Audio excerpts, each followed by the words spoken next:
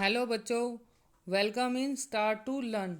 आज है 23 अक्टूबर और 23 अक्टूबर से जो भी इम्पोर्टेंट करंट अफेयर्स बनेंगे सभी हम यहाँ डिस्कस करेंगे और उनसे रिलेटेड इम्पोर्टेंट फैक्ट भी हम आपको बताएंगे।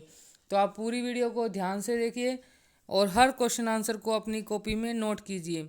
इससे वो हर क्वेश्चन आपको समझ में अच्छे से आ जाएगा और आपको लंबे समय तक याद भी रहेगा। तो आज का हमारा पहला क्वेश्चन है, किस राज्य सरकार ने रोजगार बाजार 2.0 नामक पोर्टल विकसित करने की घोषणा की है? तो अभी हाल ही में दिल्ली सरकार ने रोजगार बाजार 2.0 नामक पोर्टल विकसित करने की घोषणा की है। क्या की है? घोषणा की है किसकी? रोजगार बाजार 2.0 की। और यह क्या है? यह एक पोर्टल है और किस सरकार ने? दिल्ली सरकार ने यह घोषणा की है। और इस पोर्टल के द्वारा क्या किया जाएगा? तो इस पोर्टल के द्वारा जो हमारे दिल्ली के युवा हैं उन्हें रोजगार संबंधी सेवाएं प्रदान की जाएंगी। नेक्स्ट क्वेश्चन करते हैं, भारत, अमेरिका, यूएई और किस देश ने चतुर्भुज आर्थिक मंच शुरू करने का निर्णय लिया है? तो भारत, अमेरिका, यूएई और इजराइल ने, इन चारों देशों ने मिलकर चतुर्भुज आर्थिक मंच शुरू करने का निर्णय लिया है। कौन सा मंच? आर्थिक मंच। और देश कौन से हैं? भारत, अमेरिका, यूएई और इजराइल। और इजराइल में ही एक तेल अमीबा नाम से सड़क है, शहर है, और उसका नाम बदलकर गुरुदेव रविंद्रनाथ टैगोर के नाम पर रखा गया है।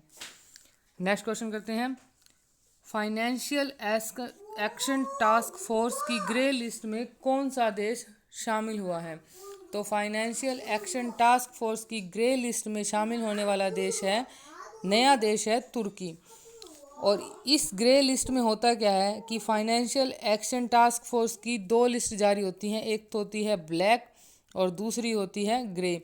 ब्लैक में होता क्या है कि वह पूर्ण रूप से प्रतिबंध होती है, क्या होती है? पूरी प्रतिबंधित। और ग्रे लिस्ट में जो भी देश के नाम आते हैं उन्हें निगरानी में रखा जाता है। और इसमें क्या किया जाता है? इसका उद्देश्य क्या है? तो इसका उद्देश्य है आतंकवाद की फंडिंग को रोकना, आतंकवाद की फंडिंग को रोकना। और इसके लिए इसने दो लाइन बनाई है, एक तो है ब्लैक लिस्ट, दूसरी कौन सी लिस्ट है? Grey list. ब्लैक लिस्ट पूरी तरीके से प्रतिबंधित है और ग्रे लिस्ट निगरानी में रखी जाती है। और इस फाइनेंशियल एक्शन टास्क फोर्स की स्थापना कब की गई थी? तो यह स्थापना की गई थी 1989 में। कब की गई थी? 1989 में। और इसका हेडक्वार्टर कहाँ है? तो इसका हेडक्वार्टर है पेरिस में। कहाँ? फ्रांस, पेरिस के अंदर इसका हेडक्वार्टर है। स्थापना 1989 में हुई थी। और इसकी ग्रे लिस्ट में अभी हाल ही में शामिल होने वाला देश है तुर्की। और इसका कारण है कि तुर्की का पाक के साथ मिलना। क्या कारण है? पाक और तुर्की का मिलना।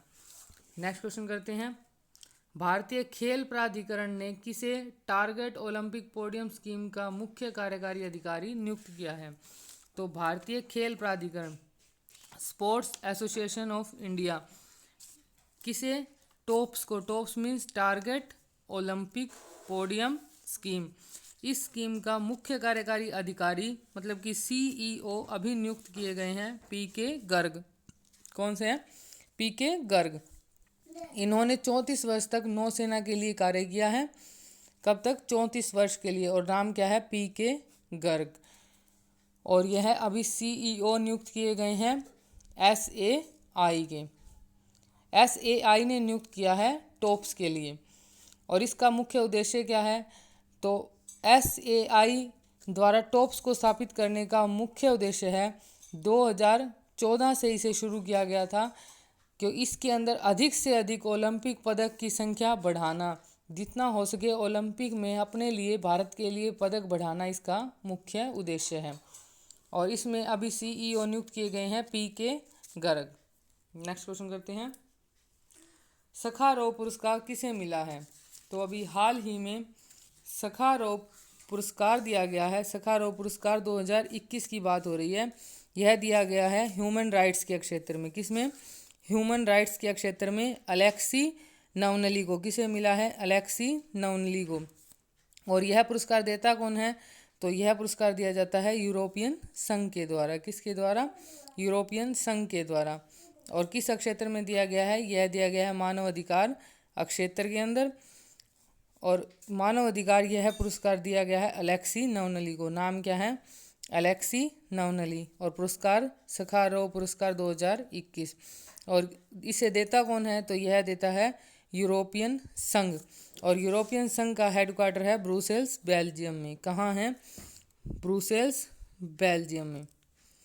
और अलेक्सी नवनली को अपने विचारों को बुलंद तरीके से पेश करने के लिए यह पुरस्कार मिला है। किसके लिए? अपने विचारों को बहुत ही मजबूती से बुलंद तरीके से पेश करने के लिए इन्हें यह पुरस्कार दिया गया है। नेक्स्ट क्वेश्चन करते हैं। G344.7-0.1 क्या है? तो क्या है यह? यह एक तारकीय अवशेष है। क्या है? तारकीय अवशेष। तो यहाँ हुआ क्या था कि जो नासा की वेधशाला है उसके अंदर टेलीस्कोप की सहायता से यह पता लगाया गया था कि बहुत टाइम पहले यहाँ एक तारे का विस्फोट हुआ और उस विस्फोट से बहुत ही ज़्यादा वेस्ट बचा और इसी वेस्ट को रंगीन बुलबुले के रूप में यहाँ देखा गया है, जिसे कि तारकीय अवशेष कहा जाता है। नेक्स्ट क्वेश्चन करते हैं। देवरीगढ़ वन्य जीव अभयारण्य कहाँ है? तो देवरीगढ़ वन्य जीव अभयारण्य स्थित है उड़ीसा में। कहाँ? उड़ीसा में। और कहाँ पर यह है? हीराकुंड बांध के ऊपर। कौन सा है? हीराकुंड बांध के ऊपर। और हीराकुंड बांध स्थित है संबलपुर, उड़ीसा के संबलपुर में। और इसको नदी पड़ती है महानदी। महानदी, संबलपुर, हीराकुंड बांध। और कहाँ है यह? उड़ीसा के अंदर। तो इसमें क्या है कि यहाँ 400 से अधिक परिवारों को स्थानांतरित कर दिया गया है। किस लिए चर्चा में है? क्योंकि यहाँ 400 से अधिक परिवारों को स्थानांतरित कर दिया गया है, क्योंकि वहाँ पर जो मानव वन्य जीव संघर्ष था वह बहुत अधिक बढ़ गया था और इसकी कनेक्टिविटी शून्य होने के कारण इनको स्थानांतरित कर दिया गया है। नेक्स्ट क्वेश्चन करते हैं। किस देश ने अपना पहला राष्ट्रपति चुना है? तो अपना पहला राष्ट्रपति चुना है बारबाडोस ने। किसने? बारबाडोस एक देश है, उसने अपना अभी हाल ही में नया राष्ट्रपति, पहला राष्ट्रपति चुना है 20 अक्टूबर 2021 को। और नाम है उनका डेम सैंड्रा मैसन। क्या नाम है? डेम सैंड्रा मैसन। यह देश ब्रिटेन का गुलाम होने के बाद, गुलामी से आज़ादी पाने के बाद भी यहाँ महारानी एलिजाबेथ द्वितीय का जो यहाँ राज्य प्रमुख थी वो यहाँ पर, तो उन्हें हटाकर अभी यहाँ पर पहला राष्ट्रपति चुना गया है। देश का नाम है बारबाडोस और राष्ट्रपति है डेम सैंड्रा मैसन।